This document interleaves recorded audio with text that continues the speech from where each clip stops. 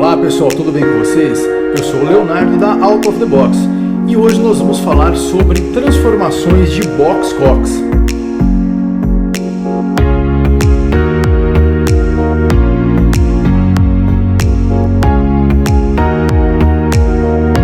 Em um dos nossos vídeos anteriores, nós vimos como identificar se a nossa distribuição ela é normal ou não normal.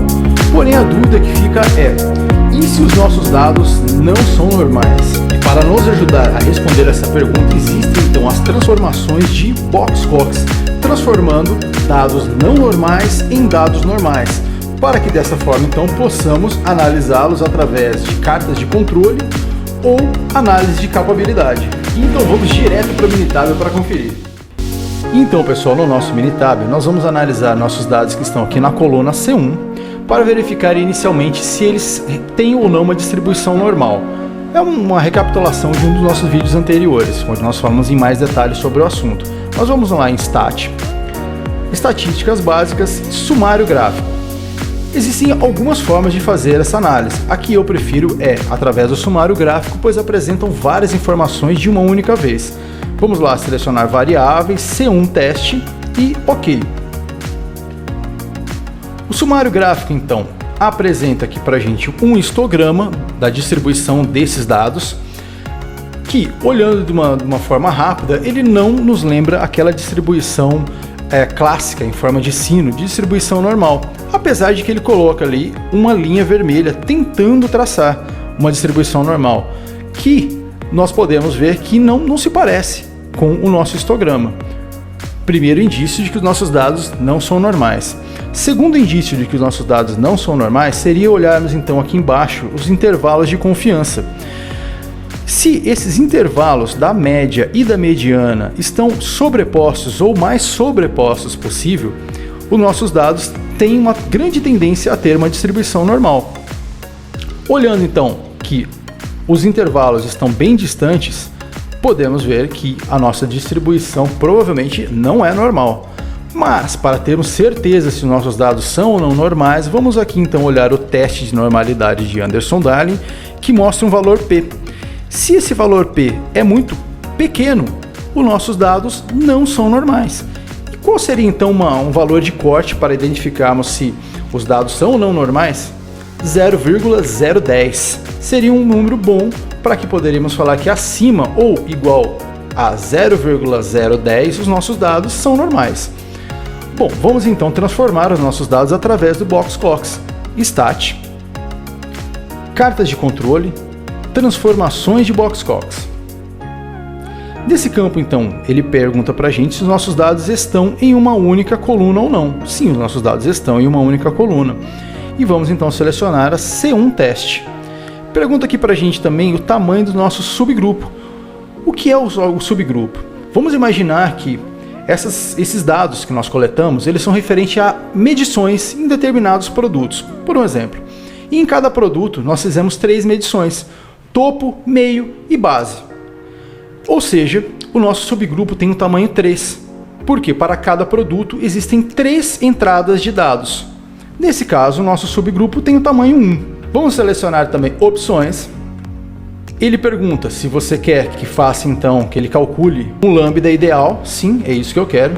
E eu quero também que ele armazene os dados transformados numa coluna. Então eu vou colocar na coluna C2 que ele vai armazenar os dados para mim. Ok, e ok.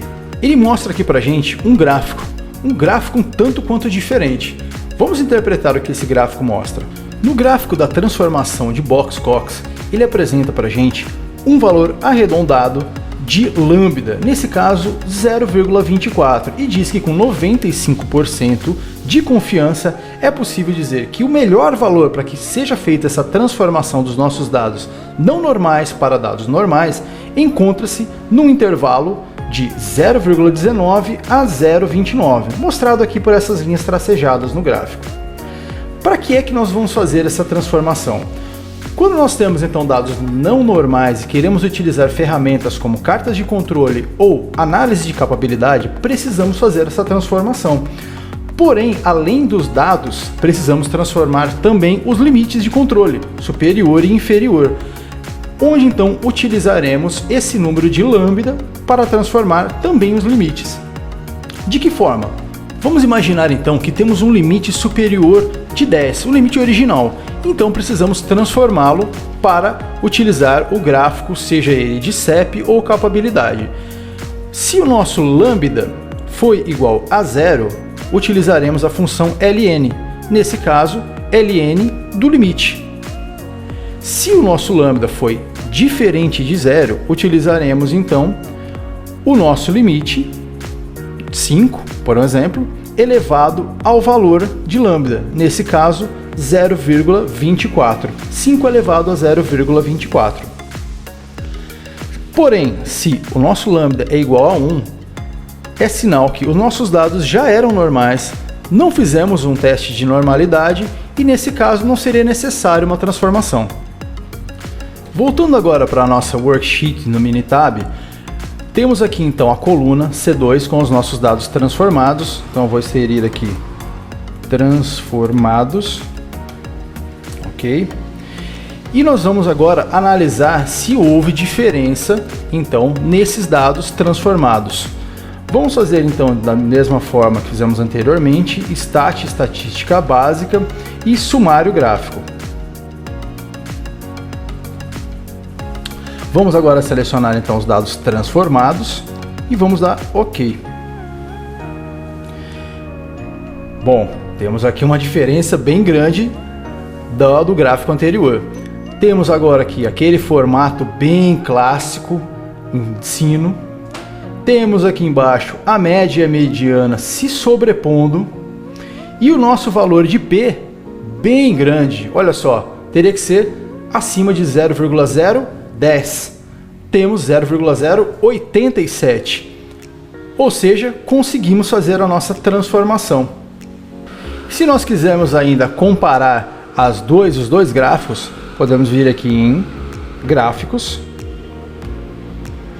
selecionar então o primeiro gráfico do resumo, o segundo gráfico, colocar lado a lado e podemos ver a diferença.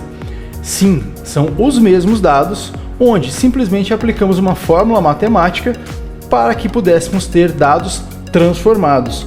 Não se trata de nenhuma gambiarra ou algo do tipo, simplesmente estamos trabalhando com dados transformados. Recapitulando então, pessoal, analisamos os nossos dados, verificamos que eles não apresentam uma distribuição normal, realizamos a transformação de Box-Cox, identificando qual o melhor lambda para utilizarmos. Armazenamos os dados já transformados no Minitab e pegamos o nosso valor de lambda para realizar a transformação também dos limites de controle. Utilizando então os limites de controle transformados, fazemos então o nosso controle de processo, utilizando os limites transformados e o valor de lambda para transformar os dados coletados no processo. E espero que tenham gostado do vídeo. Um abraço e até a próxima!